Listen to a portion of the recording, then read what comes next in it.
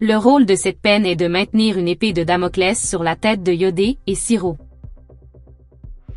Les artistes chanteurs de Zouglou Yodé et Siro ont été condamnés le jeudi 3 décembre 2020 à 12 mois de prison avec sursis, 5 millions francs CFA d'amende et 5 ans de mise à l'épreuve après avoir interpellé le procureur Adou Richard au cours d'un concert live.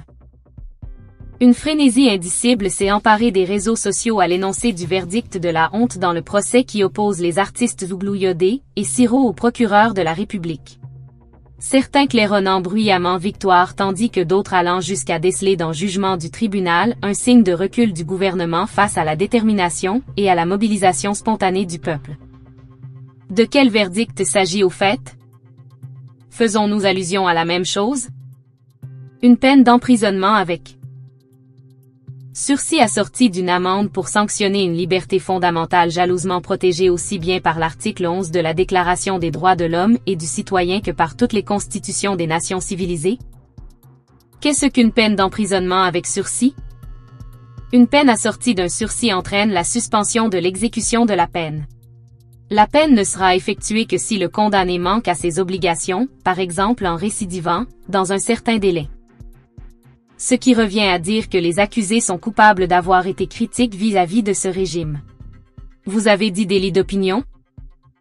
Le dessein sous-jacent de cette peine injuste est de maintenir une épée de Damoclès sur la tête des condamnés, l'intention du RHDP n'ayant jamais été de les mettre en prison, du moins pas pour l'instant.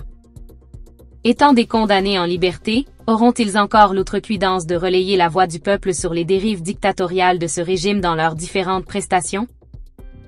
Alors permettez-moi ce manque d'euphorie proche de l'ingénuité car l'intention est de réduire ce groupe artistique engagé à un silence de cathédrale. Voilà l'objectif in fine inavoué et subliminal de ce pouvoir despotique, étouffer toute velléité de contestation interne et nous réduire à un monopartisme de fait. Ouattara a toujours eu une aversion maladive de la démocratie. N'est-ce pas lui qui a vu Gbagbo casser et brûler des véhicules au plateau le 18 février 1992? Dieu 1992? Dieu nous protège, les jours à venir consacreront sans aucun doute la messe de requiem des libertés individuelles sacrifiées sur l'autel de la prééminence de la lutte virtuelle sur les réseaux sociaux. Je voudrais pour finir poser une question aux dignitaires du RDR. Vous souvenez-vous de la marche que vous avez organisée en janvier 2015 en soutien aux événements de Charlie Hebdo? C'était pour défendre la liberté d'expression ou au contraire la liberté d'oppression?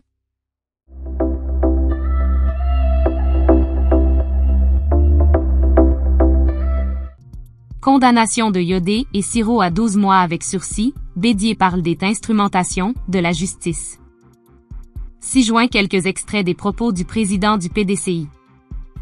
J'ai suivi, ce jeudi 3 décembre 2020, de minute en minute la comparution des artistes Zouglou que sont Yodé et Siro devant le tribunal d'Abidjan. Après de longues heures d'audition, il a été requis 12 mois de prison avec sursis et 5 millions d'amende pour chacun. Une fois encore, la justice de notre pays a montré qu'elle est instrumentalisée. Yodé et Siro, faut-il le rappeler, ont dit tout ce que les Ivoiriens pensent tout bas. Je réitère tout mon soutien à ce groupe Zouglou qui a décidé de se mettre au service de sa nation à travers des chansons engagées et critiques. D'ailleurs, c'est l'essence même du Zouglou. Force à vous, Yod et Siro, précise, Sem.